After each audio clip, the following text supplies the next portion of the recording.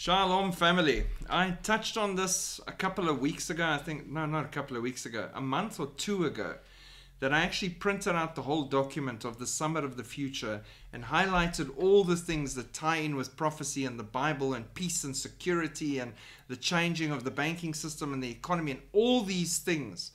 And I went through it in quite a lengthy video. So if you've watched that, then you're up to speed with what they're planning. But for those who haven't, I'm just going to quickly run through this, because the Summit of the Future is mere weeks away, and yet no one's talking about it, because that's what they want. They don't want you focused on something that might be big and that has massive implications for the future of mankind. On September 22 and 23, the United Nations member states will gather in New York City at the UN headquarters for the historic Summit of the Future, with the intention to sign the pact for the future. Now, it's always interesting when they're all getting together to sign a document, an agreement, to confirm some sort of covenant, to strengthen an agreement, because all those words and terminologies make our prophecy bells go off and think Daniel and think final week. The document is expected to radically accelerate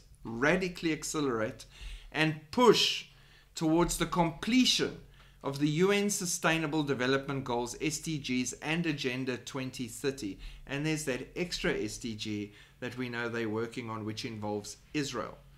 The third draft of the Pact for the Future was released on August 27 and is currently being reviewed by UN member states. The draft continues the discussion around global shocks and how these shocks will require a global response. A really good example of a global shock would be the shock when many of us disappear in the twinkling of an eye. Harpazo rapture, global shock. Aeroplanes dropping out of the sky, cars out of control, chaos reigning, babies disappearing, global shock. That's one example. Another global shock is maybe minutes after the rapture, when massive mothership UFOs appear over all the main cities of the world. Completely an option if they want to confuse the masses and get their attention away from the Rapture Harpazo event. Suddenly everyone's focused on the next global shock. And then you can't respond as the ANC government, Ramaphosa is going to talk to the aliens. No, that'll never end well.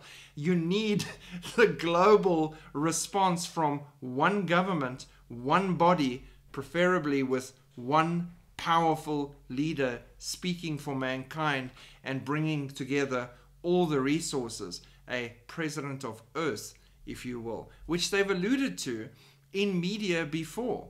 So, I mean, they show you what's coming. I think there was a Doctor Who episode a long time ago where they said, you're now president of Earth, you get to deal with the invasion. And immediately your little bells should be going off and saying, oh, you're showing me a picture of what your plan is for the future. So that's happening. And the latest draft for the Pact of the Future outlines specific ways in which the international financial architecture should be reformed so that it supports countries equitably during systemic shocks and makes the financial system more stable.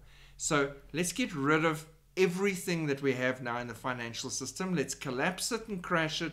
Let's put together what we've been working on for years now, the CBDC online digital currency model. But let's make it one model that's applicable everywhere fairly, equitably across all countries, so everybody benefits. So it might as well be a one world money monetary system.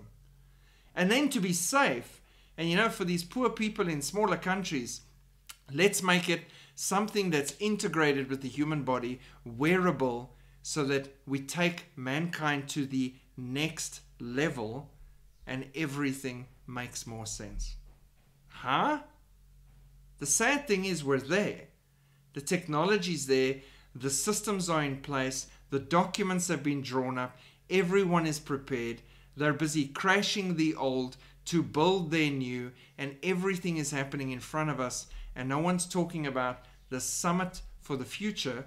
We're talking about bird flu and fur farms.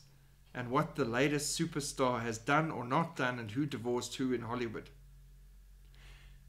The masses keep them distracted.